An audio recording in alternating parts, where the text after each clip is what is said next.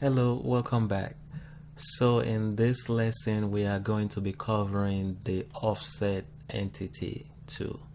So to start, let's start a sketch on the top plane, sketch, and now let's draw a line.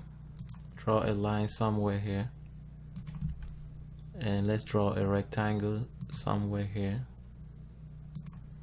and let's draw a circle somewhere here. So we have that. So you have your offset entity over here. So when you click it, and you will select what distance you want to offset. So let's select 0.5. And now when I select this line, you can see the offset entity is offsetting this line 0.5.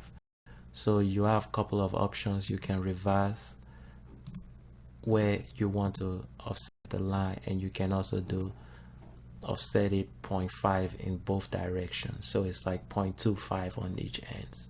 So that's the options you have, and we're just gonna click OK. And the same thing works for this. We're gonna do offset entity 0.5. We select that line, and it's offsetting the entire triangle. You have the option to do that, or you can uncheck the selection and it only offsets that line. So, and again, you have your reverse and you have your bi-directional. So we're gonna leave the chain on to offset that, and the circle works the same way. You can select offset the circle 0.5. You can reverse it to the inside and reverse it to the outside. So that is how the offset entity works. Thank you, and I will see you in the next lecture. Bye.